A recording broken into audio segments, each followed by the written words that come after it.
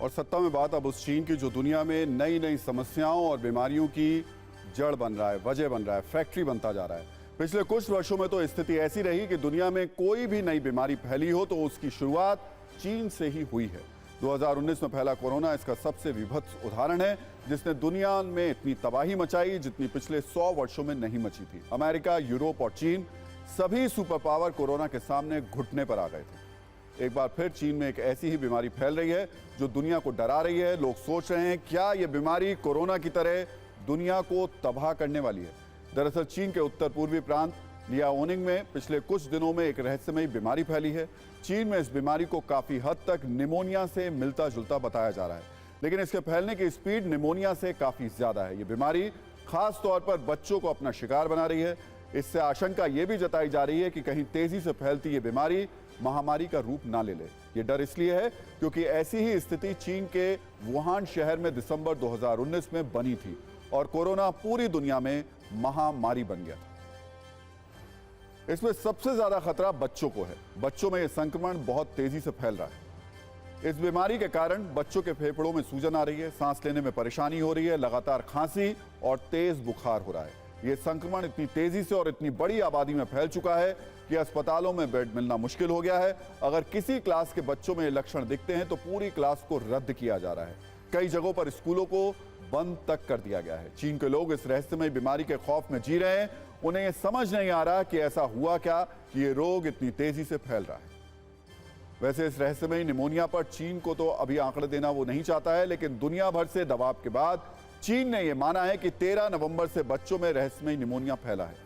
इस बीमारी को फैले हुए 11 दिन हो चुके हैं। 3 से ज्यादा प्रांतों और शहरों में इसके फैलने का दावा किया गया है। 24 घंटे में 7,000 से ज्यादा बच्चे अस्पताल में भर्ती हो रहे हैं। 11 दिनों में 77,000 से ज्यादा नए मरीजों के अस्पताल पहुंचने की आशंका। वैसे तो चीन इस बीमारी को छिपा लेता, लेकिन जिस लियाओनिंग प्रांत में यह रहस्यमय बीमारी फैली है वो राजधानी बीजिंग से करीब 700 किलोमीटर दूर है, लेकिन इसके कुछ केस राजधानी बीजिंग में भी मिले हैं, जिसके बाद चीन के लिए इसे छिपाना मुश्किल हो गया है। इसलिए चीन खुद दुनिया को इस बीमारी के बारे में बताने के लिए सामने आ गया है। 13 नवंबर 2023 को चीन के राष्ट्रीय स्वास्थ्य आयोग ने दावा किया कि लियाओनिंग और बीजिंग में सांस से जुड़ी बीमारी तेजी से फैल रही है। इसके बाद 19 नवंबर को दुनिया भर में बीमारियों को लेकर काम करने वाली संस्था प्रीमेड ने खुलासा किया कि लियाओनिंग में यह बीमारी बच्चों में तेजी से फैल रही है। 22 नवंबर 2023 को विश्व स्वास्थ्य संगठन यानी WHO ने चीन से रहस्यमय निमोनिया पर डिटेल आंकड़े और जानकारी मांगी, लेकिन चीन ने अब तक कोई भी आंकड़ा WHO को नहीं दिया है। WHO ने इस पर बयान भी जारी किया है, जिसमें कहा गया है कि चीन में माइक्रोप्लाज्मा निमोनिया और इन्फ्लुएंजा फ्लू के केस बढ़ते जा रहे हैं। कई संक्रामक श्वसन संबंधी बीमारियों का प्रकोप है। इस संबंध में चीन के स्वास्थ्य अधिकारियों से विस्तृत रिपोर्ट मांगी गई है। चीन से बच्चों में फैले निमोनिया के समूहों की अतिरिक्त जानकारी और टेस्ट रिजल्ट भी मांगे गए। इस रहस्यमय बीमारी का पता चलने के बाद अब शक गहरा रहा है कि कहीं यह भी कोरोना की तरह किसी दवा के प्रयोग का नतीजा तो नहीं है, क्योंकि कोविड-19 संक्रमण पर कुछ स्टडी के बाद ऐसे आरोप लगे थे कि वुहान की लैब में हुए प्रयोग के बाद कोरोना फैला था। इन आरोपों के बाद चीन के लिए दुनिया में अविश्वास और उसका बढ़ गया था। इसलिए अब सवाल उठ रहे हैं कि कहीं तेजी से फैल रहा है ये जो रहस्यमय निमोनिया है, ये चीन की प्रयोगशाला से तो नहीं निकला है। वैसे इस बारे में अभी कुछ भी कहना जल्दबाजी होगा। फिलहाल ये देखना होगा कि निमोनिया से कितने बच्चे संक्रमित हो रहे हैं और कितने बच्चों को अस्पताल में भर्ती कराया जा रहा है। साथ ही ये भी देखना होगा कि इस निमोनिया की संक्रामक दर कितनी है।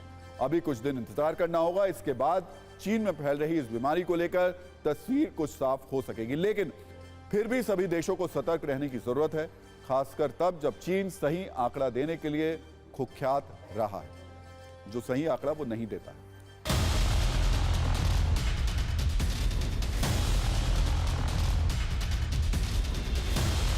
इतने रैपिड टेस्ट हैं कि चाहे वो वायरल हो चाहे बैक्टीरियल हो, हम 24 से 48 घंटे में उसको आइडेंटिफाई कर सकते हैं। और ये मैं मानता ही नहीं कि वो आइडेंटिफाई नहीं हुआ है, हो चुका है, लेकिन बता नहीं रहे। इवन वो WHO को नहीं बता रहे।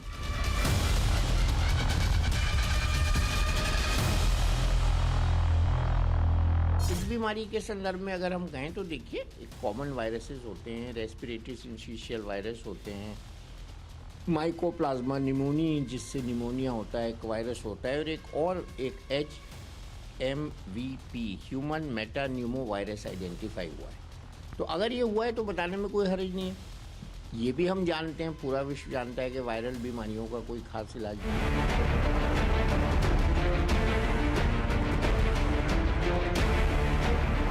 कोई ऐसा ही वायरस है जो बच्चों में निमोनिया कर रहा है। तो कोविड तो ज़्यादातर विश्व में लोगों को इम्यूनिटी हो गई है, और अब कोविड की सावधानी तो एक ही रह गई है, मास्क, सोशल डिस्टेंसिंग।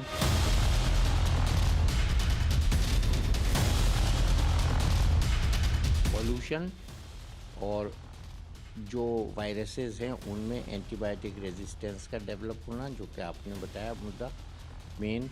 और इसके अलावा एक म्यूटेशन होता है हर बैक्टीरिया वायरस में, वो इसका कारण होता है। चीन हमारे पड़ोस में है और वहां जो कुछ भी होता है उसका हमारे देश पर असर पड़ता है, इसलिए भारत सरकार सतर्क है।